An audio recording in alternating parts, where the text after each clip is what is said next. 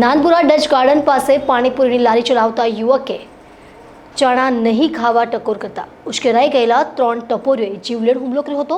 અઠવા પોલીસે ત્રણેયને ઝડપી પાડ્યા છે. નાનપુરા ડચ ગાર્ડન પાસે પાણીપુરી વેચતા પરપ્રાંતીય યુવાને 3 યુવાનોએ માથાકૂટ કરીને ચાકુ અને લોખંડના સળિયા મારી ગંભીર ઈજા પહોંચાડી હતી. આ બનાવ અંગે અઠવા પોલીસે હત્યાની કોશિશ મુજબ ગુનો નોંધી હુમલાખોર ત્રિપુટીને પકડી પાડ્યા છે. અઠવા પોલીસ પાસેથી મળતી માહિતી મુજબ મૂળ જહાંગીરપુરા સ્થિત મનપા ક્વાર્ટર્સમાં રહેતા ભાનુપ્રતાપ સંતરામ પ્રજાપતિ પાણીપુરી વેચીને પરિવારને મદદરૂપ બને છે. ભાનુપ્રતાપ હાલ નાનપુરા ડચ ગાર્ડન પાસે પાણીપુરીની લારી ચલાવે છે. મંગળવારના રોજ સાંજે તેની લારી ઉપર અલ્તમજ અયાન સહિત અન્ય એમ 3 પાણીપુરી ખાવા આવ્યા હતા.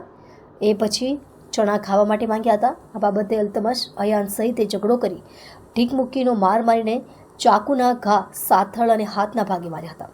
ઉપરાંત લોખંડના સળિયા વડે હુમલો કરી લોહી લુહાણ કરી મૂક્યો હતો.